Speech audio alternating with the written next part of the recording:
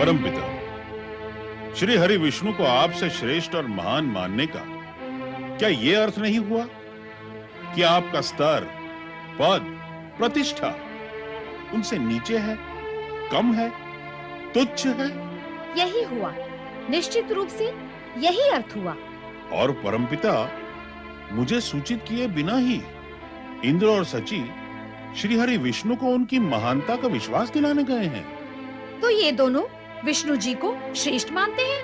हाँ माता, उन्होंने तो सभी देवगण के सामने कहा कि विष्णु जी की नाभि कमल से ही ब्रह्मा जी की उत्पत्ति हुई है। ब्रह्मदेव, आप मौन क्यों हैं? कुछ कहते क्यों नहीं? किससे कहूं? तुमसे अथवा देवगुरु बृहस्पति से? विवाद की जड़ बृहस्पति ही लाए हैं, इन्हीं से कहें जो कहना है। सुनो बृहस्पति, तुम्हारे पिता में होने के नाते हम तुम्हें एक अत्यंत गूढ़ और ज्ञान की बात बतलाते हैं। ये वर्तमान में तो तुम्हारा हित करेगी ही, भविष्य में भी तुम्हें लाभ पहुंचाएगी। लेकिन ऐसा तब होगा जब तुम इस ज्ञान को गुणोगे, अर्थात उसे व्यवहार व आचरण में लाओगे। मात्र सुना और कहा हुआ ज्ञान लाभ नहीं पहुंचाता, लाभ तो उसे जीवन में उतारने से ही होता है। आप आज्ञा करें परमपिता, मैं उसे अवश्य ही आत्मसात करूंगा। इस ज्ञान का प्रथम अंश यह है कि ज्ञानी सदा जोड़ने का कार्य करते हैं, तोड़ने का नहीं। और जो तोड़ने का कार्य करते हैं वे ज्ञानी होते ही नहीं, अज्ञानी होते हैं। और उस ज्ञान का शेष अंश? 100 ज्ञानी क्या सोच और कह रहे हैं, ज्ञानी कभी इस पर ध्यान नहीं देता।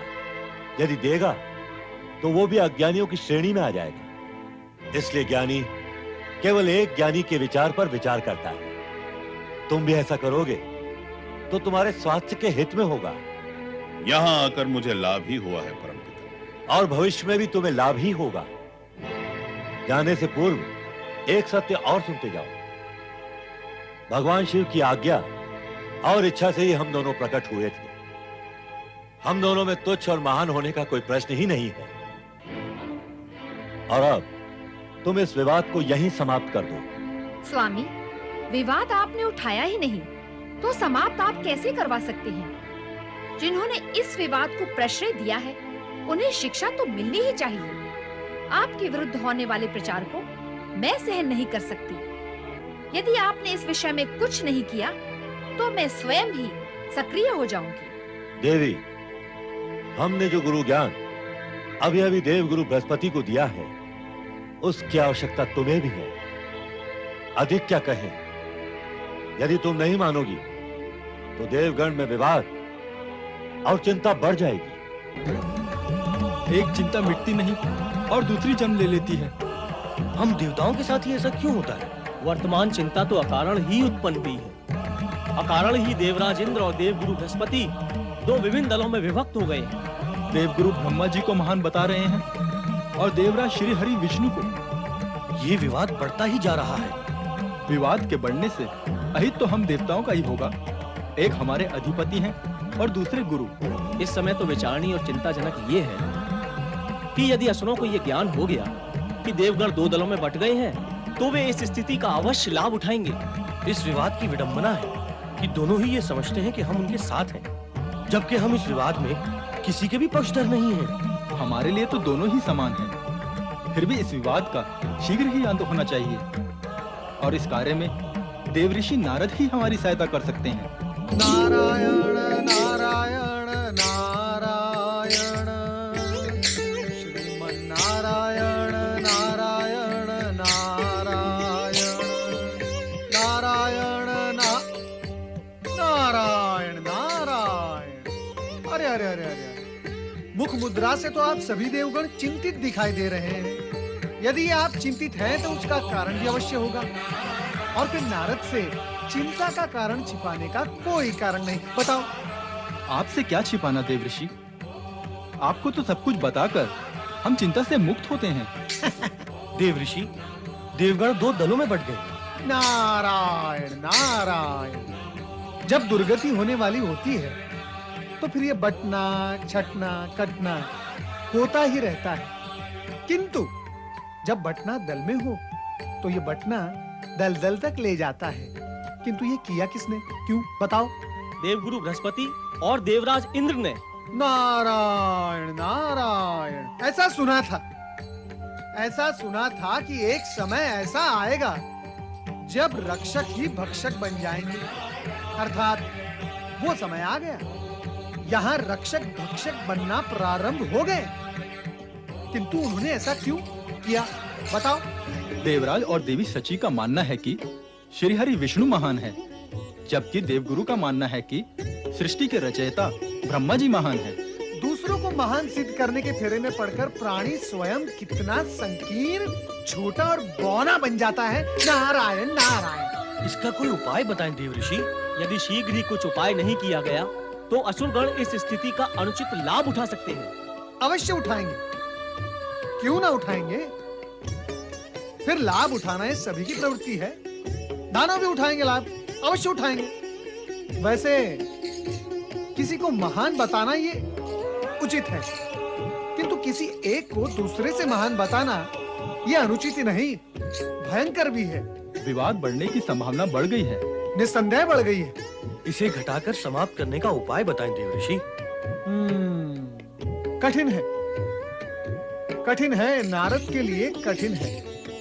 हाँ, टक्कर यदि देव और दानव में हो तो नारद उपाय बता सकता है, या दानव और मानव में टक्कर हो तो नारद उपाय बता सकता है, या तो फिर देव और मानव में टक्कर हो तो भी नारद उपाय बता सकता है। किंतु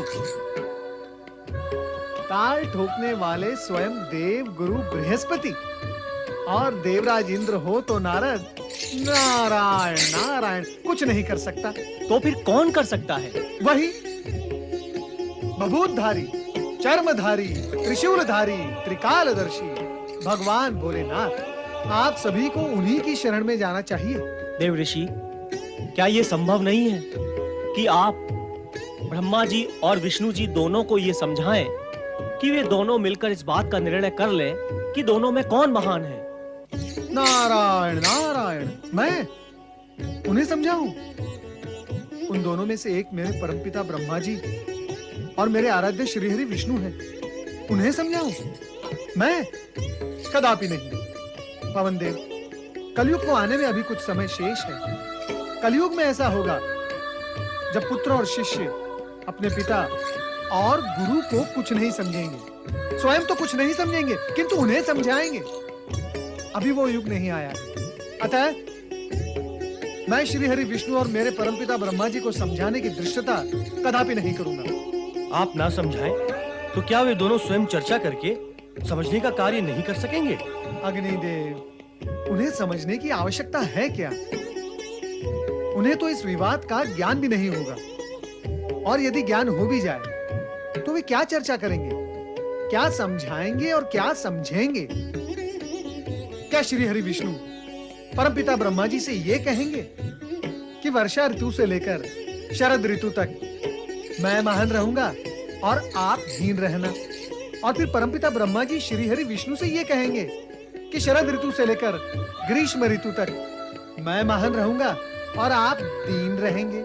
नारायण नारायण। और फिर श्रीहरि विष्णु परमपिता ब्रह्मा जी का प्रस्ताव मान्य करते हुए कहेंगे, हाँ हाँ यही उचित होगा। आप तो विनोद करने लगे देवऋषि। विनोद ही तो कर रहा हूँ, किसी का विरोध तो नहीं कर रहा हूँ। आप तो अपने ही गुरु और अधिपति का विरोध कर रहे हैं, उन्हें अज्ञानी और नासमझ समझकर। समझे? सत्य तो यह है कि वे दोनों ही महान हैं। गुरु बृहस्पति और देवराज इंद्र ने अकारण ही ये विवाद खड़ा कर दिया है। फिर भी अंतिम निर्णय तो भगवान भोलेनाथ ही देंगे। आपको उनकी ही शरण में जाना चाहिए। चले कैलाश भगवान शिव के पास। जय जय शिव शंकर, जय जय भोलेनाथ, जय जय शिव शंकर, जय जय भोलेनाथ, जय जय शिव शंकर, जय जय भोलेनाथ।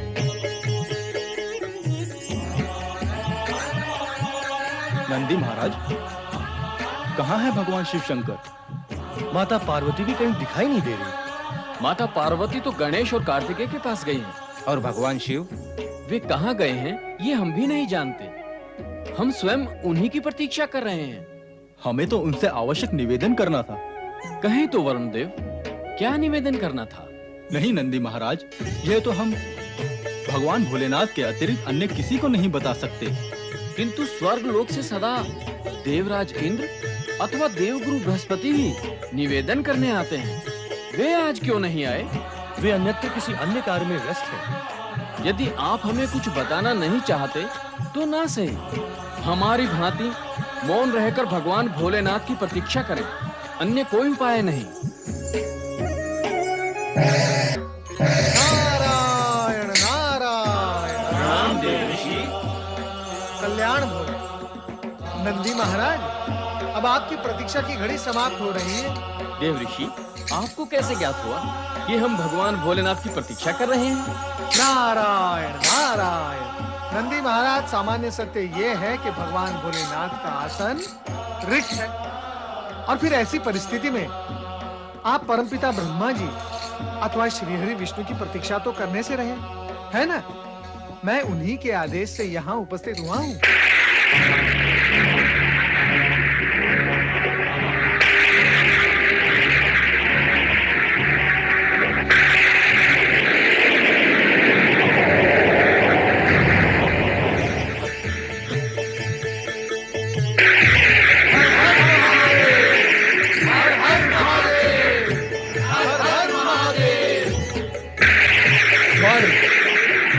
ब्रह्मलोक और वैकुंठ लोक का वातावरण किसने दूषित किया है नारद?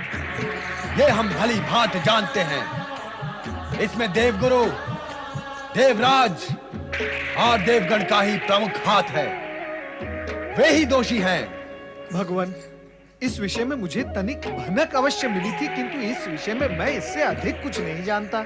नारद, जब तुम्हें ब्रह्मा विष्णु के महानता के विवाद के विषय में ज्ञात हो ही गया था, तो तुम्हें तुरंत उनके पास जाकर उन्हें इस विषय से अवगत कराना चाहिए था। किंतु तुमने इस विषय में कोई रुचि नहीं ली, क्योंकि तुम प्रतीक्षा करते रहे ये विवाद तूल पकड़े, विषय गंभीर हो जाए तो तुम्हें भी अपनी नारद लीला प्रकट करने का अवसर मिले। अपनी लीला प्रकट करने के प्रलोभन में तुम मौन रहे। नहीं भोलेनाथ, नहीं, ऐसा कदापि नहीं है। मैं सर्वथा निर्दोष हूँ भोलेनाथ। लीला दिखाने का विचार अथवा उद्देश्य मेरा कदापि नहीं था। कृपया आप मुझे अपने कोप का भाजन न बनाए भोलेनाथ। हाँ, मैंने देवगण को इतना अवश्य कहा था भोलेनाथ कि इस विवाद को केवल भगवान भोलेनाथ ही सुलझा सकते हैं, और ये सत्य भी है भोलेनाथ। इसी उद्देश्य को लेकर मैं आपके पास आया भी था। यहाँ आए थे, किंतु अधीर होकर बिना प्रतीक्षा किए चले भी गए। क्या अब उनमें इतना भी धैर्य नहीं रहा कि हमारे लौटने तक हमारी प्रतीक्षा करते?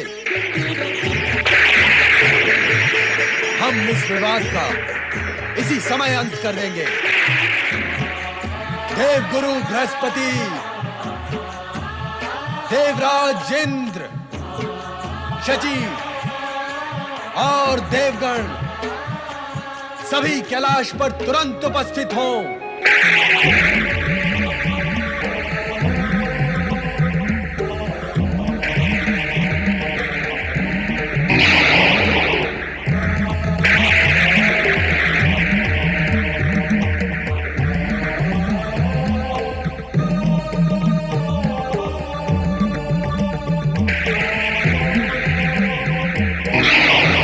जय शिव शंकर। देवगुरु बृहस्पति और देवराज इंद्र, आप हमें बताएं कि आप किसे महान मानते हैं? आप ही को महान मानते हैं परमेश्वर। हाँ भोलेनाथ, आपसे बढ़कर महान अन्य कौन है? आप दोनों जानते हैं कि हम किसकी महानता के विषय में पूछ रहे हैं, फिर भी आप उल्टी दिशा में जा रहे हैं। हमें स्पष्ट उत्तर दें कि ब्रह्मा जी और विष्णु जी में कौन महान है?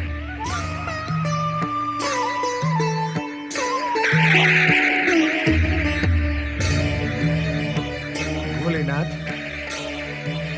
देवगुरु बृहस्पति और देवराज इंद्र आपका ये क्रोध देखकर मानसिक रूप से असंतुलित हो गए हैं। वो अपने मन की बात कहने का साहस नहीं जुटा पा रहे हैं। कृपया आप उन्हें क्षमा कर दें और अपना ये क्रोध शांत करें भोलेनाथ, शांत करें। हमारे शांत हो जाने से यह विवाद समाप्त नहीं होगा नारद। यदि ये दोनों कुछ भी कहने की स्थिति में नहीं है तो हम ब्रह्मा जी और विष्णु जी को कैलाश पर आमंत्रित करके इस विवाद को जड़ सहित मिटा देंगे।